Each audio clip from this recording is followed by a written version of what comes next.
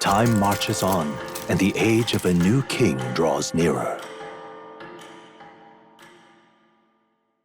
We get up nice and early as Stroll reminisces about his childhood. New information gets revealed to us that Stroll's parents took him to Brilehaven when he was just a wee lad. As we get into talking, Stroll asks where Hulkenberg is from. Heismay is baffled since the Hulkenbergs are one of Monterio's most prominent aristocratic houses. That shocks Gallica. I already knew that part, but she brushes it off, saying that she hardly has a relationship with her parents since she left home, which, fair enough, I guess. With that all said and done, we're left to hope that Joanna shows up, as we go full steam ahead to Brilehaven. Port Brilehaven, capital of the Principality of Oceania, the western annexed state of Uchronia. A vivacious city, Brilehaven is port of call to ships of both trade and war, bustling with hardy sailors. From the natural wonders caused by Magla to the Colosseum's contests of strength, people flock here to see the marvels of a city that never sleeps. The sea guides the gauntlet runner into the city alongside a warm, salty breeze.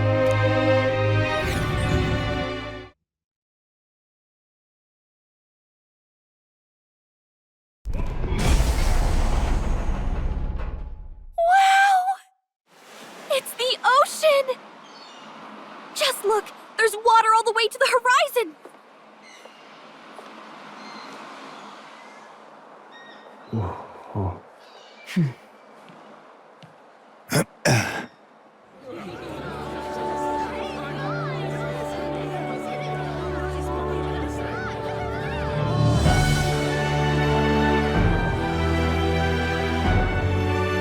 It's kind of like the capital, but totally different!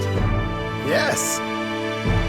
The City of Water, Brilehaven. We enter the area with all these other runners, as Neris gets all fangirly about it, but Stroll pushes one button with the Skyrunner as he tells us all sorts of stuff, that the church funded Skyrunner research, scoffing at the notion of them flying. It's just levitation magic, only passing as aerodynamics, telling us that one day he'll make a reality where we fly like birds. Despite him sounding like a madman, I would love to see that, which he likes to hear, saying I'll be running the sky with him.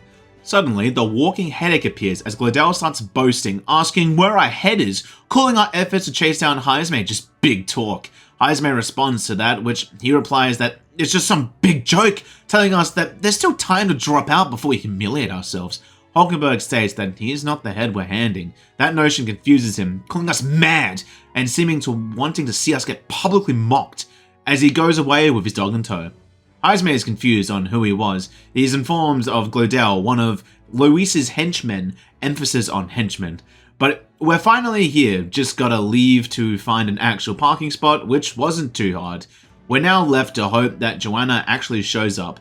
Neris reassures us that he's going to retune the runner, so he'll guard the ship for tonight. Sounds good to me as we go to look for adequate housing.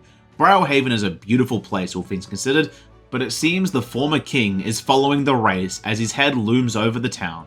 Quite ominous, all things considered, but I guess he needs to keep an eye on all things.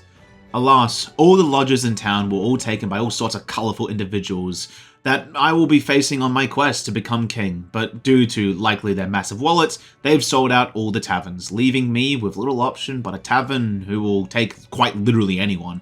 I must lower myself to literal criminals, but I am a deserter, so I guess I fit the mold. Beats sleeping in the cramped runner. Did you see that giant bug just now? It was like the size of my head! It's gotta be poisonous! Oh, pull yourself together. It's just a insect. Well, listen to you. You can't have lived in a giant sandworm den and been afraid of bugs, sure. Hence the hut.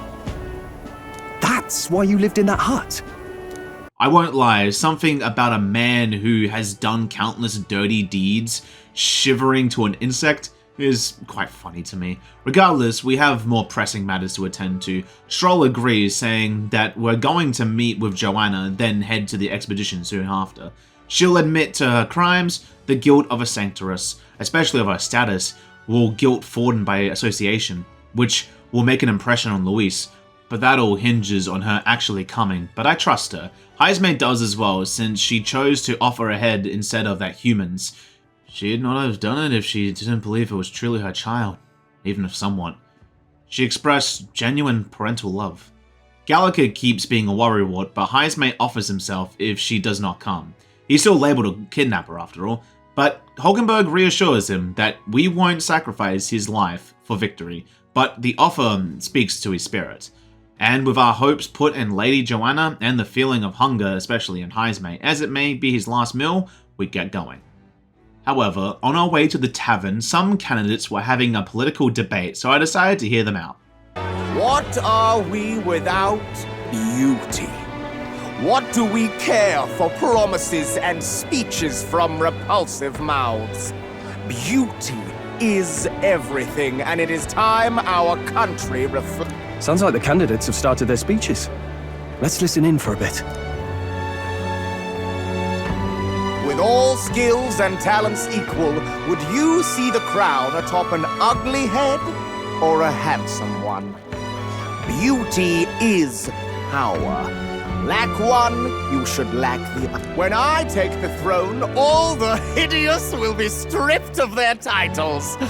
Together, we shall build a nation ruled only by radiant, everlasting paragons of beauty. I love you, Milo! I love you forever! Well, he has a point about what people tend to follow. What? This really doesn't bother you? It isn't right. You'd rather wait for a king who was always right, then? Enough about appearance. A beautiful face cannot win wars. Without military power, the crown's voice means nothing. When I am king, I will establish a unified nation with the Roussan tribe at its head. Our tribes, our status, they mean something. You could stray from a monolith, but it will still remain. There can be no true peace without using the power we command. Hear, hear, for Roussan pride! What pride is there in seizing power by force? Disgraceful. When I'm queen, all the land's corrupt upper classes will be wanted men! We'll have our guillotines sharpened and our wallets open! Those who thought to tilt the world with their heavy coffers will be a head lighter! We'll split their fortunes and toast to our help! Preach it, Katharina! You're just what this land needs! Wouldn't the first target be the one on the throne, then? Everyone's just shouting all their ideals out. These candidates are all pathetic.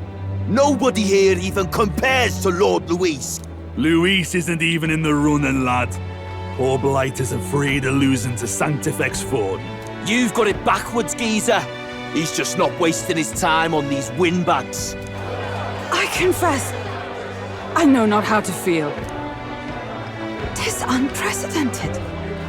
Never before have our citizens come together in the street in broad daylight and shared their true feelings on king and kingdom. Indeed. Is this really the kind of change His Majesty wanted? Let's go in. If we hang around too long here, we're bound to get dragged into a nasty argument.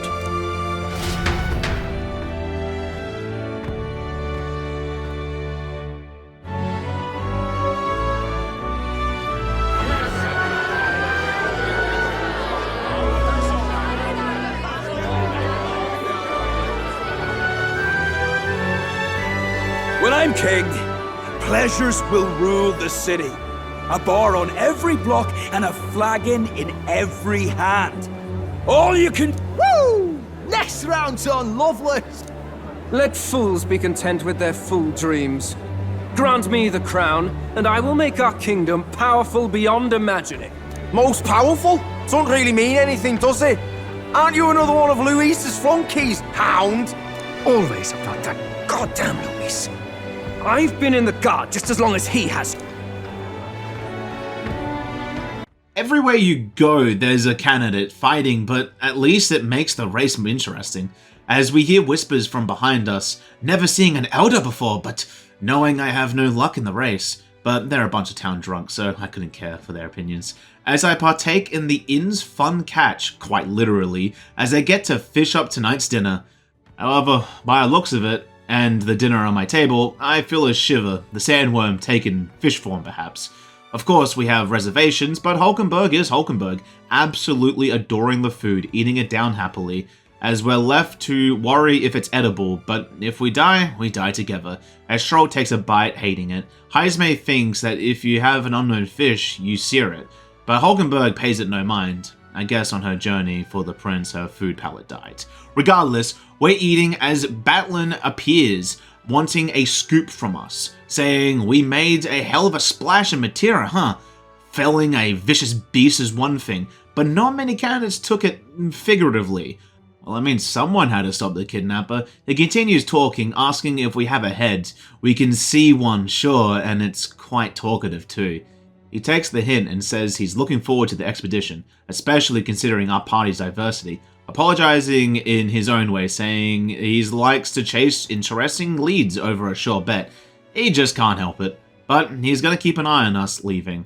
I guess in a way, we've got our own hype guy, even if he's affiliated with the church. But regardless of all that, it's finally nighttime, and it's been a very long day. Ended with a gross slimy fish, but alas, tomorrow's going to be a big one. So I should get some sleep soon, rather than later.